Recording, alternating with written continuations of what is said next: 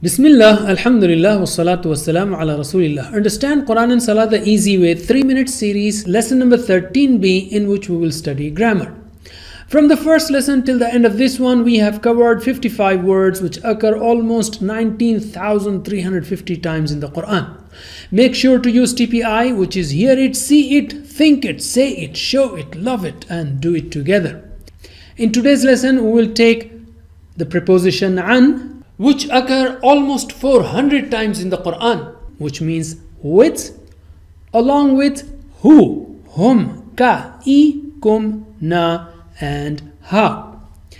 What's the meaning of an? An means with. Example, radiyallahu anhu, may Allah be pleased with him. There are other meanings of an also, but we take one at a time.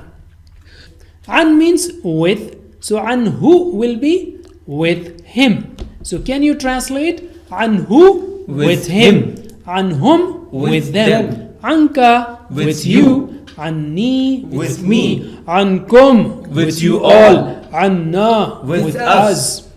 Once again, anhu with him, anhum with them, anka with you, anni with me, ankum with you all, anna with us. MashaAllah.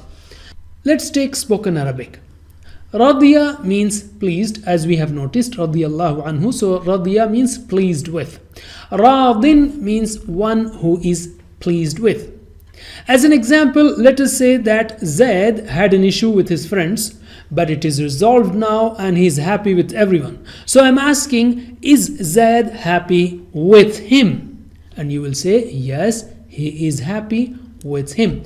So let's take that in Arabic. Hal Zaid radin anhu? Naam, Zaid radin anhu. Anhu will stay as it is. Hal Zaid radin anhum? Naam, Zaid radin anhum. Hal Zaid radin anka? Naam, Zaid radin anni. Anka will become anni. Hal Zaid radin ankum? Naam, Zaid radin anna. MashaAllah.